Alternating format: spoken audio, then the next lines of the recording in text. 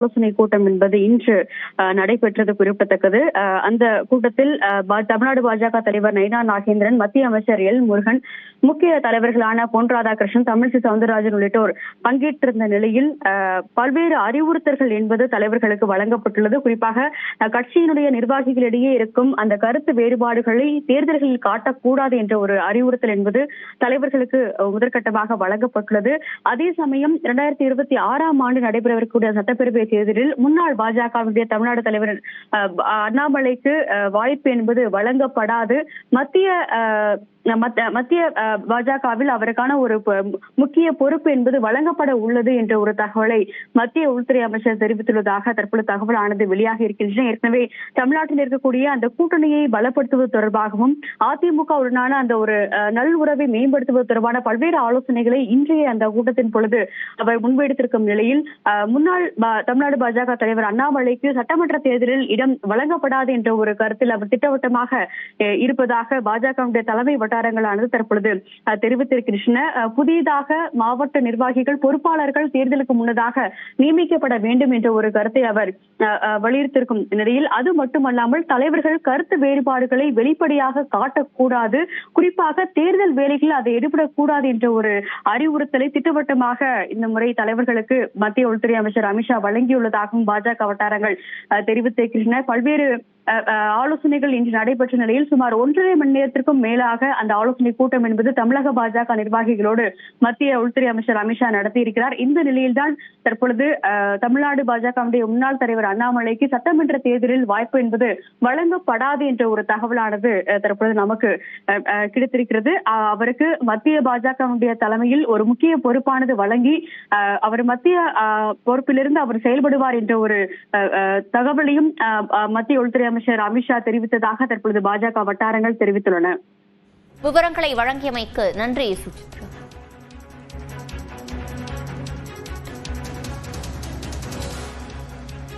தமிழக சட்டமன்ற தேர்தலில் அண்ணாமலை போட்டியிட மாட்டார் என்ற தகவல் வெளியாகியிருக்கிறது. சுசித்ரா, இது தொடர்பாக பாஜகவின் தலைமை என்ன திட்டம் வைத்திருக்கிறது? சிவரஞ்சனி, மிக முக்கியமாக பாஜகவினுடைய தலைவர் தேர்தல், மத்திய அமைச்சரவையில் மாற்றம் என பல்வேறு அடுத்தடுத்த நகர்வுகள் இன்னும் 1.5 மாத காலத்திற்குள் நடைபெறும் என்று எதிர்பார்க்கப்படும் நிலையில் பல்வேறு பீகார் மற்றும் அடுத்து வரவுள்ள 5 மாநில சட்டப்பேரவை தேர்தலுக்கான முன்னெடுப்பு பணிகளையும் தற்பொழுது பாஜகவானது மேற்கொண்டு வருகிறது. அந்த வகையில் தான் முதற்கட்டமாக தமிழ்நாடு பாஜகவில் நிலவி வரும் கோஷ்டி பூசல், அது மட்டுமல்லாமல் தலைவர்களிடையேயான கருத்து வேறுபாடு ஆகியவற்றை களைவது தொடர்பான பல்வேறு அறிவுரைகள் என்பது இன்றைய அந்த ஒரு முக்கியமான ஆலோசனையின் பொழுது குறிப்பாக தேர்தலுக்காக நடைபெறும் மிக முக்கியமான ஒரு ஆலோசனைக்காக தமிழக பாஜக தலைவர்களுக்கான ஒரு அழைப்பை மத்திய உள்துறை அமைச்சர் இன்று விடுத்திருந்தார். அந்த ஆலோசனை கூட்டத்தை மட்டுமல்லாமல் நிர்வாகிகளுடைய புதிய பொறுப்புகள் வழங்குவது, தமிழ்நாட்டிற்கான அந்த ஒரு பொறுப்பாளர்களை நியமிப்பது தொடர்பான பல்வேறு ஆலோசனைகளையும் அவர்கள் நடத்தி வரும் நிலையில் அங்கிருக்கும் தலைவர்கள் தங்களுடைய அந்த கருத்து வேறுபாடுகளை மற்ற தலைவர்கள் மீது காட்டக்கூடாது, அவர்கள் மீது எதிர்மறையான ஒரு விமர்சனங்களை வெளியிடக்கூடாது என்ற ஒரு அறிவுரையும் இன்று அந்த ஆலோசனையின் பொழுது முன்வைக்கப்பட்டுள்ளதாகவே தெரிகிறது. அண்ணாமலையினுடைய அந்த பொறுப்பை பொறுத்தளவில் அவர் தலைவர் பதவியிலிருந்து நீக்கப்பட்ட பிறகு மத்திய அமைச்சரவை பொறுப்பு என்பது அவருக்கு கடந்த ஏப்ரல் மாதமே வழங்கப்படும் என்று எதிர்பார்க்கப்பட்ட நிலையில் தவிர்க்க முடியாத காரணங்கள் காரணமாக அந்த நிகழ்வு என்பது தள்ளி போனதாகவும் பாஜகவுடைய தலைமை வட்டாரங்கள் தெரிவித்திருக்கின்றன.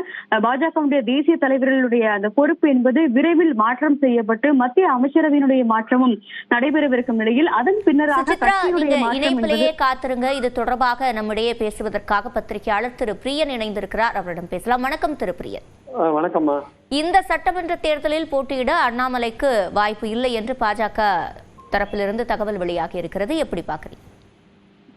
அதாவது அண்ணாமலையை பொறுத்த மட்டும் அவர் தமிழக பாஜக தலைவராக இருந்த போது என் மண் என் மக்கள் யாத்திரையெல்லாம் போனாரு, பாஜக வளர்க்கறதுக்கான முயற்சிகள் இறங்கினாரு, பல தடாலடி பேட்டிகள் எல்லாம் கொடுத்தாரு, ஒரு பரபரப்பா இருந்து ஒரு தமிழ்நாடு பாஜகவை ஒரு பேசுபொருளா மாத்தி வச்சிருந்தாருன்றதுல எந்த விதமான சந்தேகமும் இல்லை. அவர் மேல வேறு பல விமர்சனங்களும் இருக்கிறத நம்ம பாக்குறோம். நம்ம அதனால தேர்தலில் 11% ஓட்டு பாஜக தனியாகவும் 18% கூட்டணியோடும் வாங்கிறத ஒரு பெரிய சாதனையா பாஜகவினர் சொல்லிக் கொண்டிருக்கிறார்கள் என்பது உண்மை. அது எந்த அளவுக்கு சரின்றதை இன்னும் கொஞ்சம் டீட்டெயிலா பார்க்க வேண்டியிருக்கு. பட் அவங்க சொல்லிட்டு இருக்காங்க இது ஒரு பெரிய சாதனை. இந்த சூழல்ல தான் அதிமுக மீண்டும் வந்தபோது, கூட்டணிக்கு வந்தபோது அண்ணாமலையுடைய பதவி பறிக்கப்பட்டது என்பதுதான் உண்மை. பறிக்கப்பட்டதுன்னா அண்ணாமலை வந்து ஏற்கனவே வந்து அண்ணாவை பற்றியும் ஜெயலலிதா பற்றியும் எடப்பாடியை பற்றியும் விமர்சனம் பண்ணதுனால அவர் தலைவராக இருந்தா கூட்டணி அமைக்கிறதுக்கான வாய்ப்பு இல்லைன்னு எடப்பாடி சொன்ன உடனே அவருடைய தலைவர் பற்றியை ரிமூவ் பண்ணிட்டாங்க. ஸோ இந்த சூழல்ல வந்து அண்ணாமலைக்கு ஒரு தமிழ்நாடு பாஜக தொண்டர்கள் மத்தியில் ஒரு ஆதரவு இருக்கின்றது மேலிடம் புரிஞ்சுட்டு இருக்கு.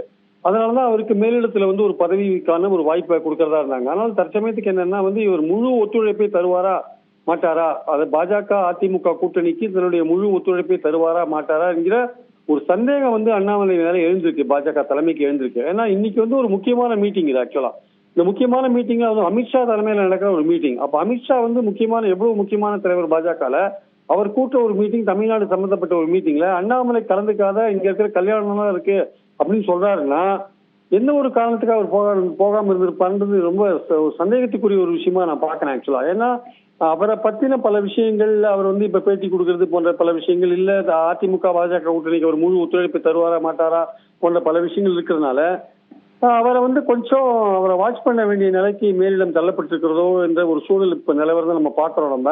ஸோ அதனாலதான் வந்து இப்போ வரப்போற எம்எல்ஏ எலெக்ஷன்ல அவருக்கு சீட்டு கொடுக்காம நேஷனல் லெவல்ல அவருக்கு ஒரு பதவி கொடுத்து கூப்பிட்டு போற மாதிரியான ஒரு ஐடியா வச்சிருக்காங்க போல் இருக்கு.